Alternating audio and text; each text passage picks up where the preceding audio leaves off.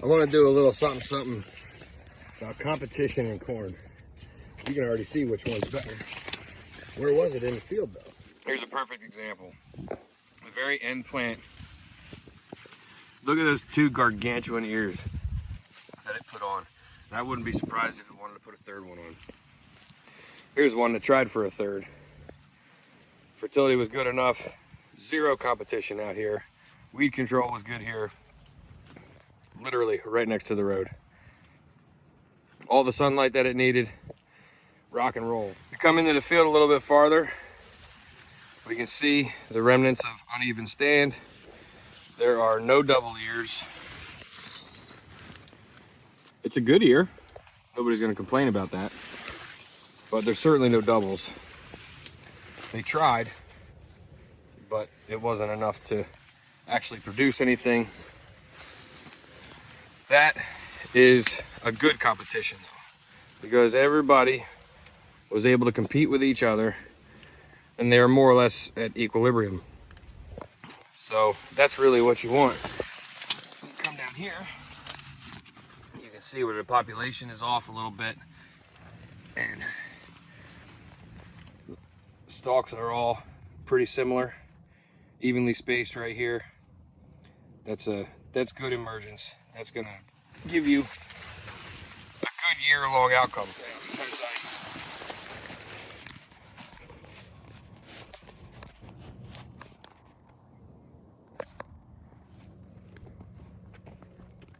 Anyway, as I emerge from the corn, I snagged these two.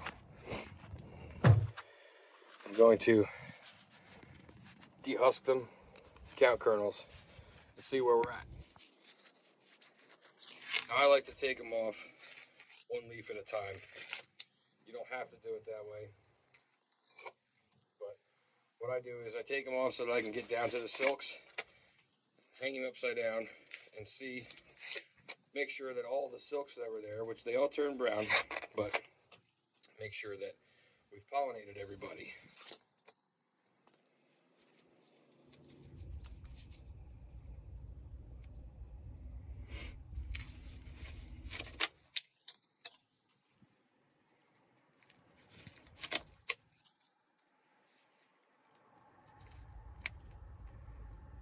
And they should all fall off without too much of an issue,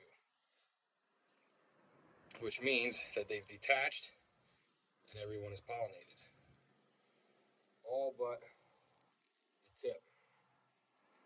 That right there is the end all be all of top end yield at the end of the season. To have the nutrition, have the fertility in the soil, that the plant can get the nutrition that it needs and wants to be able to fill these guys out all the way to the tip.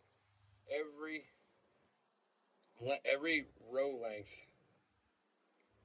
every one kernel in a row length is about 6 bushel. Every row around is about 10 per acre, roughly. We got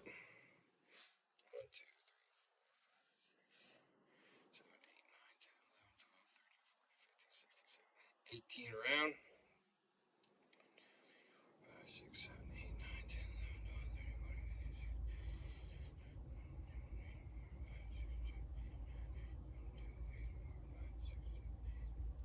39, call it 38 average. 18 by 38, that's a good ear. That's well into the 200s. Next thing we look for, kernel depth. How much more potential do you got to put test weight? These guys got quite a bit. Still milking. Still tastes good. They got a dent coming on a lot of them, which, according to some people, they say that you don't want a dent at all. You want to have so much nutrition packed into these kernels that they don't dent. I've never seen that before. This is a headland ear. I'm 6 foot, so tell me.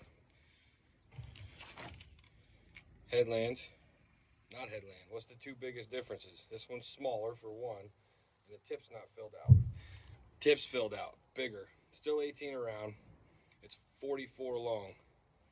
So that's going to give you a significant increase in yield. So 39, what did I say, 38, and this one's 44 long. So that's a difference of 6. 6 times 6 is 36. 36 bushels to the acre. $7 corn last year. Do the math. So where I'm going with all that is, by the way, scouting corn this time of year is awesome. I don't care what anybody says, it tastes good. Beans look good too. But moral of the story, if you're going to plant high populations, you need to have high fertility. Or you need to balance appropriately, because nothing beats a full corn ear. Now, you're going to plant 36,000 and you're okay with that not filling out like we are. There's nothing wrong with that. 270 something bushel corn, hell yeah, that's awesome. But if you could get all of this to fill out and have 316 bushel, what did you have to do to fill it out? Where are you at financially? Where are you at as far as inputs? Where are you at as far as time, rain, sunlight? You got to have all these factors mixed together. Everything has to work out perfect to have a crop that good. This year, not everything worked out that perfect. Planting conditions were perfect, absolutely perfect. Went in like butter. But we ended up with a cold rain afterwards, which disrupted emergence, and we did not have a very good emergence, which means if you're not going to have a good emergence, you're not going to have a good top end yield. Simple as that. So I'm going to walk over here to try to find my flag test in the middle of this field and see if I can show the difference between plants emerged one day and plants emerged 4 days later. I know it's out here, I just got to find it. You know, if only soybeans tasted this good.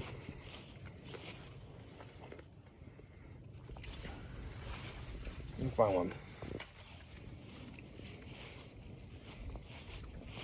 What do they call this? Don't they make a salad out of this? Edamame or something? Here goes nothing.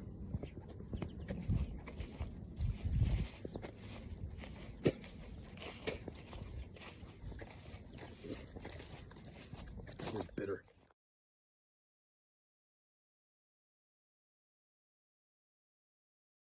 It holds true every single year. This is the 4th year in a row that I've done a flag test, an emergence test. This is the 4th year in a row that anybody that came up day one beat the hell out of anybody else. The biggest problem that we had with that field was a cold rain. That was our biggest issue this year. Had that cold rain not happened, the soil wouldn't have crusted and we would have had a much more even stand. And